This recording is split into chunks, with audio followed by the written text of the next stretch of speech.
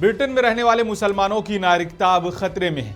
मानवाधिकार संगठन रनीमेड ट्रस्ट और रिप्रियो की एक रिपोर्ट के मुताबिक देश की कुल आबादी का लगभग 13% हिस्सा अपनी ब्रिटिश नागरिकता खोने के खतरे में है। यानी ब्रिटिश कानून के तहत 90 लाख से ज्यादा लोगों की नागरिकता छीनी जा सकती है। रिपोर्ट में कहा गया है कि ये कानून मुस्लिम समुदाय, दक्षिण एशिया, मध्य पूर्व और अफ्रीका के लोगों के लिए खास तौर से उन्हें प्रभावित कर सकता है।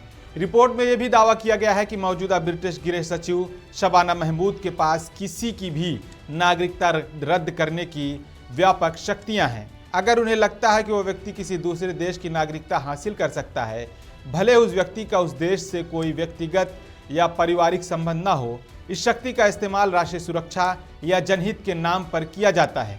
मानवाधिकार संगठनों का तर्क है कि ये शक्ति बहुत ज्यादा गुप्त और भेदभावपूर्ण है, जो खास तौर पर मुसलमानों को निशाना बनाती है।